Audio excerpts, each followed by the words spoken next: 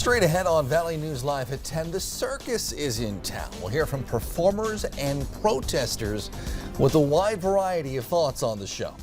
Plus, how a Minnesota college student is using the worst experience of her life to help others. And see how a handmade gift just changed the life of a 7-year-old Moorhead girl. This Valley News Live at 10 starts right now. This is Valley News Live at 10.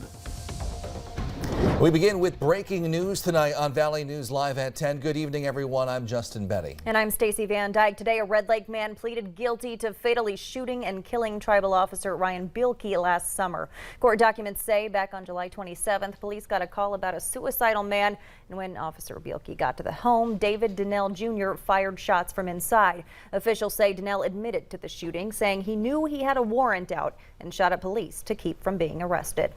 All right, outside, some snow melting today. It'd be nicer if even perhaps a little more melted. Here's Chief Meteorologist Hutch Johnson with details. Hutch. Oh, Justin, thanks so much. A good evening, everyone, as we head into the evening hours. If you're sad about the snow going, we just may be able to replenish that a little bit for you in the forecast. Tonight, though, we had rain showers soak the streets recently here in the FM area. Let's get you to the full screen and point out on the radar where that activity is moving. Through northeast South Dakota towards Sisseton, we see some blue mixing in. That's some flakes of snow as temperatures fall into the evening hours. And where we have the dark greens, the oranges, and the reds, that's heavy rain making its way through the south. The moderate showers continue through Richland County and on into Clay and Norman counties. Now, a little bit of light snow shower activity into central Minnesota. Hit and miss variety precipitation in the far north. And things are about wrapped up here for the FM area for the night, but not necessarily for the weekend. Here's the heavier showers. Ellendale and Point South towards Aberdeen, Britain, South Dakota. Those are some sidewalk soakers right there. Temperatures have cooled significantly up north. Where you were in the 50s today, you're now in the 30s. Steady temperatures here in the south. The weekend will bring a chance of snow for some of us on Saturday. The weekend will bring a chance of snow for some of us on Sunday, accumulating. Then Wednesday, we have a winter storm working its way toward the region. We've issued a first alert weather day for that. So we may indeed replenish the snow for some. I'll have details in a moment. All right. Thanks, Hutch. Crews started work today on a project to raise part of I-29 in Cass County to help protect it from flood concerns. The project extends from south of exit 50 to north of exit 54, from the Hickson interchange to the Davenport Oxbow interchange. Some connected roads in that area will be closed during the work, which will continue through the summer. Construction is set to start Monday on a bridge that was set on fire in Dent, Minnesota. The County Highway 41 bridge at Star Lake was set on fire in September 2020. Investigators say Ryan Johnson told a neighbor he was going to blow up that bridge after someone ran over and killed his dog. Johnson was sentenced to 5 years in prison with credit for time served, along with 10 years supervised probation, and he agreed to pay more than $1 million in restitution. New for you tonight, the circus is back in Fargo after being gone for nearly 3 years because of the pandemic. And while some are thrilled to have the show back at the Fargo Dome, others are not happy to see the return of animals under the big top. Valley News Team's Aaron Walling explains. The circus is back in action in Fargo after a 2-year hiatus. For these performers, they've been itching to get back out there and hear the roar of the crowd. Put the makeup on, the costumes, and go out to a crowded arena. That's our playtime. So it's we never lost that appreciation. We missed that terribly. Performers say a lot of them had to get creative to help pay the bills, while live shows were canceled due to the COVID-19 pandemic.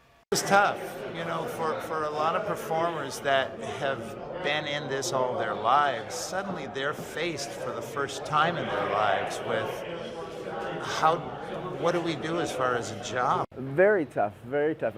Most circus performers had to find a new way of making a living for a couple years. I drove a truck. My girlfriend worked different jobs and just not used to what we've grown up doing. But you find a way to survive. However, there were some outside the Fargo Dome protesting the circus being in town. Their main message is that circuses can still exist without the use of animals in their shows. Fully support, the circus in itself and the Shriners. We just don't agree with the use of elephants and other animals because they live a great percentage of their lives chained up or in cages, and it's not much of a life. The Shriners Circus has a combination of elephants, camels, and dogs during the performances. In Fargo, Aaron Walling, Valley News Live. The circus has 3 shows tomorrow and 2 more on Sunday. A Grand Forks man is accused of attempting to kill his roommate by cutting his neck. After an investigation, police arrested 29-year-old Joshua Franklin for attempted murder. The case was sent to the state's attorney's office to determine what formal charges will be filed. Authorities have identified the body found burned in a Clay County, Minnesota home following a fire. The fire happened back on March 12th on 43rd Avenue North in rural part of Clay County. The sheriff's department says the body is 76-year-old Terry Steinweg of Holly. A construction company found the body while clearing debris. Authorities say Steinweg died from smoke inhalation. The number of people in the U.S. hospitalized with COVID-19 is now the lowest it's been since the Department of Health and Human Services started keeping track the summer of 2020. HHS reports about 16,000 people are hospitalized right now with the virus, taking up about 2% of hospital beds nationwide. We had a high of more than 160,000 just 3 months ago, back in January. The pandemic has been hard on healthcare workers nationwide, leading to many nurses quitting the field. Today in Minneapolis, nurses gathered to discuss the challenges they've faced, with many citing poor management, lack of staffing. The St. Paul MMA is now pushing for the Keeping Nurses at the Bedside Act, which would create communities of managers and nurses working together to set staffing levels, and would also provide grant funding to be used for loan forgiveness and mental health support. A former college student in Minnesota said she's using the worst experience of her life to now help others. John Lauritsen shares her story. As a student at St. Cloud State, Megan Conrads enjoyed school, sports, and spending time with people she loves. I lived with some of my really best friends. I loved it. On the night of October 18th, 2020, Megan was walking downtown to meet her friends when the unthinkable happened. Out of nowhere, 3 men forced her into a car and began driving away. They were pouring Hennessy down my throat, forcing it down my throat. And at that time, I'm like, I'm not drinking it. They're like, you're drinking it, you're doing what we say. They drove her to a St. Cloud park and pushed her onto a slide. Her attackers were swearing at her. I remember just looking around, I'm like, these are my last moments alive.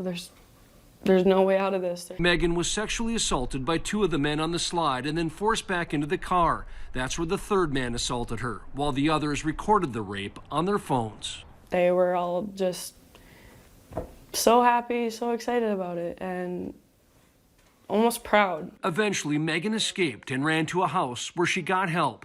A friend took her to the hospital where doctors did a rape test and collected DNA. I was like, is this real? Like, you never expect it to be you. You don't. For me, it was mental. It was a lot of mental damage. You know, as a father, you're supposed to protect, excuse me, your kids and your wife, and my heart sunk. Then one day, a St. Cloud detective called and told her they had made arrests.